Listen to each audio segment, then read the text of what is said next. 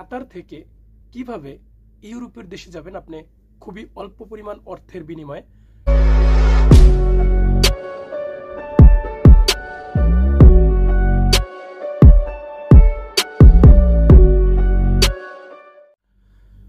আসসালামু আলাইকুম, কেমন আছেন সবাই? আশা করি সকল প্রবাসী ভাইরা যে যেখানে আছেন ভালো আছেন এবং সুস্থ আছেন। আমি আপনাদের ছোট ভাই কাতার দোহা থেকে আবার আপনাদের মাঝে নতুন একটি ভিডিও নিয়ে চলে আসলাম। আমার এই ভিডিওটা অনেক ভাই দেখছেন যারা ইউরোপে যাবেন, যাদের ইউরোপের স্বপ্ন রয়েছে, যারা সামনের ভবিষ্যৎকে উজ্জ্বল করতে ইউরোপের চিন্তা করতেছেন, কিন্তু সঠিক পথ বা সঠিকভাবে কিভাবে ইউরোপে কম টাকায় কম খরচে যাওয়া যায়। তো আজকে আমি আলোচনা করব যে কাতার থেকে কিভাবে ইউরোপের দেশে যাবেন আপনি খুবই অল্প পরিমাণ অর্থের বিনিময়ে। যেমন এই কথাটা বললাম এই কারণে যে বাংলাদেশ থেকে আমরা যদি ইউরোপের নাম নেই তাহলেও 5-10 লাখ টাকা দিতে হয় জমা, তাই না? তো দেখা যাচ্ছে যে আমাদের 15 মেবি আপনার প্রায় 10-এর উপরে যেতে হয়, 10 লাখের উপরে যেতে হয়। তো দালাল ধরে যারা যান তাদের হয়তো 7-8 লাখ এনাফ হয়ে যায়গা, ঠিক আছে? তো আমি আজকে আপনাদের মাঝে বলবো যে কাতার থেকে কিভাবে সহজ পদ্ধতিতে সহজ পথে এবং অল্প পরিমাণ অর্থের বিনিময়, যা খুবই কম, বাংলাদেশ থেকে যখন আমরা যাই 10-12 লাখ টাকা দিয়ে, তার বিনিময় খুবই কম। তো ভিডিওটি ধৈর্য সহকারে দেখবেন। আজকের টপিকটা হচ্ছে কিভাবে আমরা ইউরোপের দেশে যাব কাতার থেকে। ওকে, কথা এতটুকু ক্লিয়ার। তো বরাবরের মতো আমার কে ডেঞ্জার টু ইউটিউব চ্যানেলটি সবাই কষ্ট করে একটু সাবস্ক্রাইব করে আমার সাথে থাকবেন। পরবর্তী ভিডিওর নোটিফিকেশনগুলো পেতে অবশ্যই আপনাদের চ্যানেলটি সাবস্ক্রাইব করা খুবই জরুরি, কারণ না হলে নিত্য নতুন ভিডিওগুলো আপনাদের কাছে যাবে না।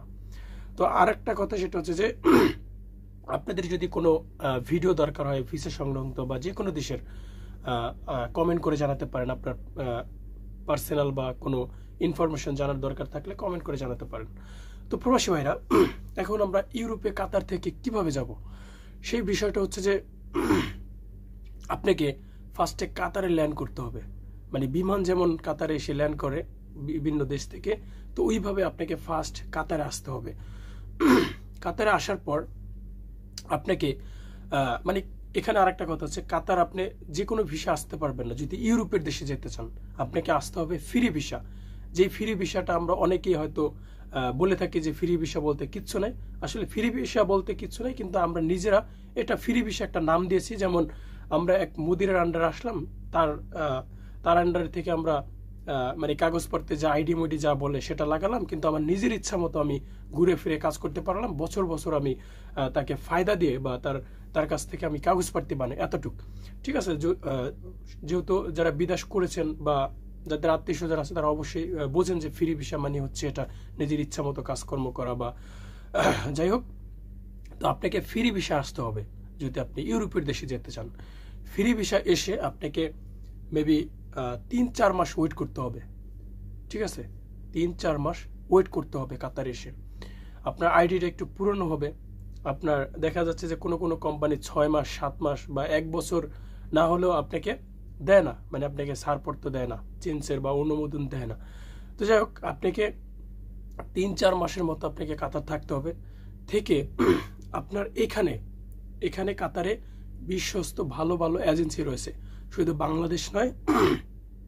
ভাই ঠান্ডা লাগছে তো এই জন্য সমস্যা হচ্ছে। পাকিস্তানি, ইন্ডিয়ান, বাংলাদেশ, নেপাল, মানে এমন কোনো দেশের লোক নেই যে এখানে এম্বাসি নিয়ে বসে থাকে নাই।